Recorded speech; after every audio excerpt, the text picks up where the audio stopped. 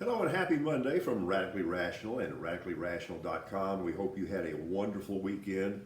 People who were celebrating and observing Easter and Ramadan and Passover, we hope it was a meaningful time for you, and we wish you all the best going forward. Now, I know it's a post-holiday Monday morning, so that's kind of tough on all of us mentally, and I don't want to challenge you too much, and for that matter, I don't want to challenge myself that much.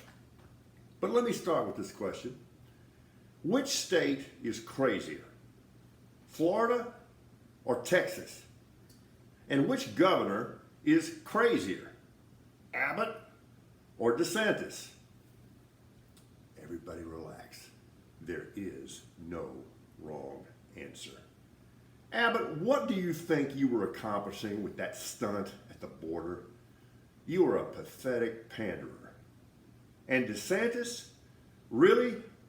You're running a state that just rejected 50 new proposed high school math textbooks because you claim they contain critical race theory?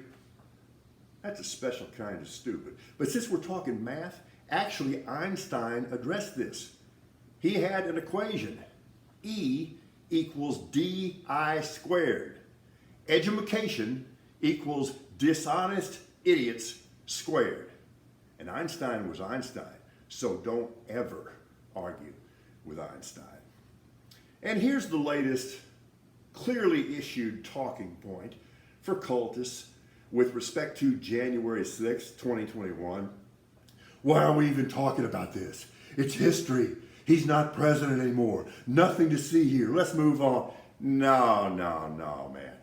This is clearly still present tense.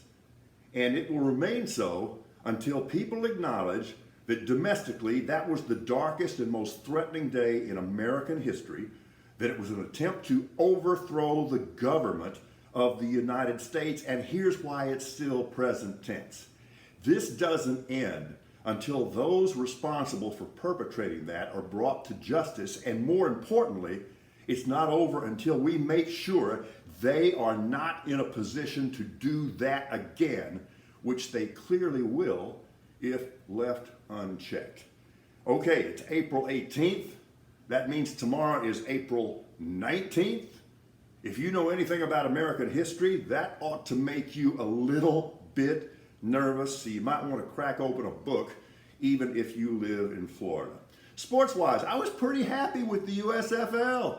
I thought it was a pretty good product for the most part. I thought the players played hard. There was some esprit among the teams. I think the Houston Gamblers got very nice looking uniforms. New in town sailor, that was okay.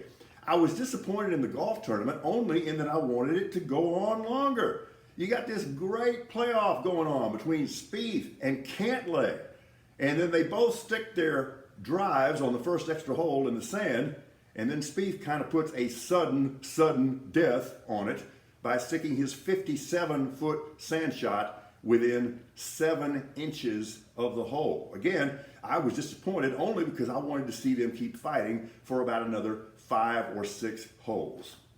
NBA playoffs, I think they're off to a good start. I like the new television format where we're guaranteed to see 3 games every night. I think that was good thinking on the part of the NBA. Kyrie Irving, what is wrong with you?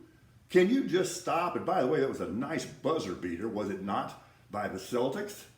And the Dallas Mavericks in real trouble, already down 1-0 at home. Game 2 coming up tonight at home, and they're without Doncic. That cannot be a good thing for them.